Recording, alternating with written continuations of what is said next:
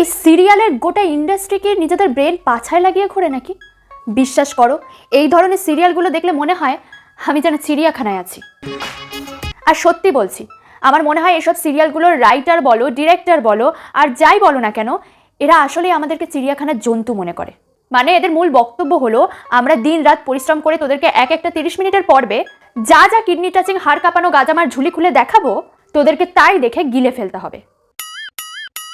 তবে সিরিয়ালের এসব ক্লিপসগুলো দেখলে মনে হয় আগে 2 নম্বরে গাঁজা পাতার ঝোল গিলে স্ক্রিপ্ট লিখতো, তো ওই 2 নম্বরে গাঁজা পাতার ঝোল খেয়ে খেয়ে এদের মস্তিষ্ক এতটা স্ট্যান্ডার্ড হয়ে গেছে যে এখন তার ডাবল, মানে 4 নম্বরে গাঁজা পাতার ঝোল গিলে গিলে নিজেদের ব্রেন খুলে জুতোর তলায় চাপা দিয়ে রেখে স্ক্রিপ্ট লেখা শুরু করেছে, যাতে কেউ আবার ছেপে দিতে না পারে।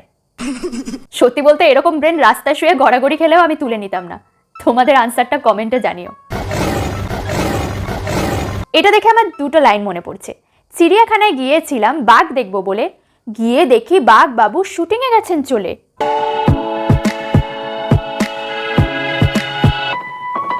Hello everyone, welcome to my channel. দেখো, ছোটবেলার রূপকথার গল্প বলো বা ঠাকুমার ঝুলি, এসব গল্পগুলো শুনতে খুব আশ্চর্য হলেও সেসব কাহিনীগুলো আমাদের কল্পনা করে কিন্তু বেশ ভালোই লাগতো। বাট সিরিয়ালে যে এইসব গল্পের গরু গাছে চড়ার মতন কাহিনীগুলো আছে না, সেসব দেখলে হাসি ছাড়া কিন্তু আর কিছুই আসে না। সো হ্যাঁ, এটা বলবো না যে এইসব সিরিয়াল দেখা থেকে না দেখা ভালো, বরং হ্যাঁ, নিজের চোখকে অতি ভাগ্যবান মনে করিয়ে বুকে পাথর চাপা দিয়ে রেখে এসব সিরিয়ালগুলো জাস্ট দেখে যাও। অন্তত কিছু না হোক 32 পাটি বের করে হাসতে পারবে। তো চলো আর বেশি না বকে ভাট, শুরু করা যাক পদ্মদিদির ক্রাফট। শ্যামলী, বিয়েটা আপনি করবেন না শ্যামলী। বিশ্বাস করো, এই সিনটা দেখার পর আমার এদের দুজনের জন্য খুব কষ্ট হচ্ছিল, কারণ এই বউহারা হয়েছে আর এ হয়েছে স্বামীহারা। তাই নিজের ইমোশনটাকে ধরে রাখতে না পেরে মন থেকে ইমোশনটাকে ডিরেক্ট চেপে ধরে এনে চোখ থেকে বের করতে চেষ্টা করছিলাম। বাট এটা দেখার পর চোখের সামনে দেখলাম যে মন্দার আপনাকে সিঁদুর পড়ালো, কিন্তু আমার সিঁথি রাঙাতে পারেনি। अरे कहना क्या चाहते हो?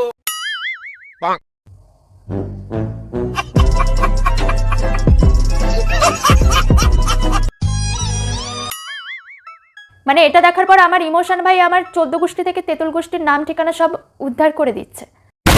বাট আমার দাদা ভাই বন্ধুদের উদ্দেশ্যে বলছি, যারা অ্যারেঞ্জ ম্যারেজ করবে তারা অবশ্যই বিয়ের সময় বউকে সিঁদুর পরানোর পর একবার সময় করে বউয়ের মাথা বা তার চুল চেক করে নিতে কিন্তু ভুলো না, আসল না নকল। কারণ এই সিরিয়াল দেখার পর এসবে আর বিশ্বাস নাই বন্ধু। মানে এতদিন ভাই সবাই মন নিয়ে ছিনিমিনি খেলতো, আর এরা তো ভাই পুরো মাথা নিয়ে ছিনিমিনি খেলতে শুরু করে দিয়েছে। কেউ মাথায় ব্যান্ডেজ আর ফলস চুল লাগিয়ে সিঁদুর পড়ছে, কেউ আবার স্বপ্নের মধ্যেই টাক মাথায় সিঁদুর পরে নিচ্ছে। এর থেকে এটা স্পষ্ট যে লেখক বা লেখিকা নির্ঘাত বিশ্বযুদ্ধ খেলার স্বপ্ন দেখতে, তাই এদেরকে নিয়ে ছোট করে সিঁদুর নিয়ে বিশ্বযুদ্ধ খেলতে লাগিয়ে দিয়েছে। আমি ভাই স্বপ্ন দেখে আমি খাট থেকে পড়ে যাচ্ছি, ছাদ থেকে পড়ে যাচ্ছি, বসে আছি তাও পড়ে যাচ্ছি, ঘুমিয়ে আছি বিছানায় তাও পড়ে যাচ্ছি, সেখানে এ কিনা টাক মাথায় সিঁদুর পরার স্বপ্ন দেখছে। আচ্ছা, লজিক্যালি একটা কথা ভাবো, সাপোজ তুমি যদি এরকম একটা স্বপ্ন দেখো তাহলে নিশ্চয়ই সবার আগে উঠে আয়নার সামনে যাবে। বাট সেটা না করে এরকম চিৎকার করে পুরো বাড়ি মাথায় তোলার কি আছে বুঝলাম না। এসব সিরিয়ালের গোটা টিম আর আমাদের মধ্যে পার্থক্যটা কোথায় জানো? আমরা ব্রেন খাটিয়ে বুদ্ধি বের করি আর এরা ব্রেন খুলে বুদ্ধি বের করে।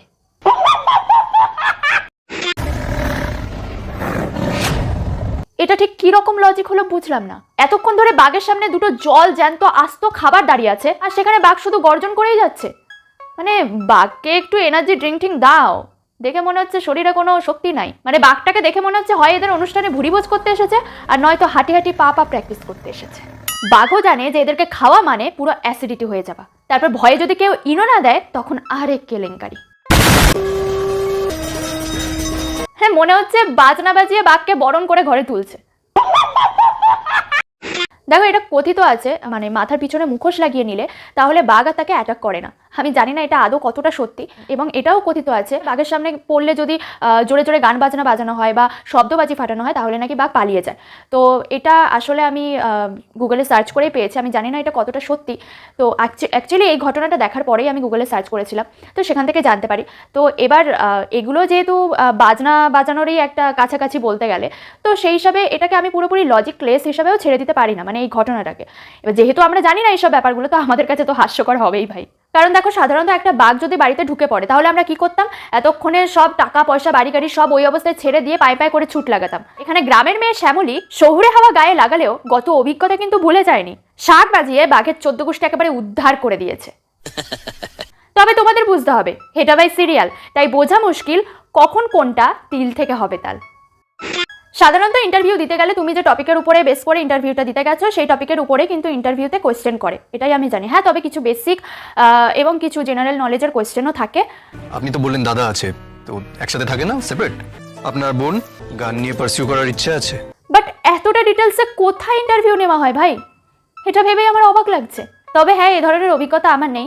যদি তোমাদের থাকে এই ধরনের অভিজ্ঞতা তাহলে অবশ্যই জানিও। তাহলে আপনাদের চলে কি করে? তবে স্যারের এইসব প্রশ্ন করার হাবভাব দেখে বোঝাই যাচ্ছে মেয়েটাকে দেখে স্যারের মনে লাড্ডু ফুটেছে, আর তাই স্যার দিল্লি কা লাড্ডু খেতে চাইছে, আর তাই এসব কোয়েশ্চেন জিজ্ঞেস করে মেয়েটার ফ্যামিলির ভিতরে এন্ট্রি নিতে চাইছে। আসলে স্যারের ধান্দাবাজি খারাপ।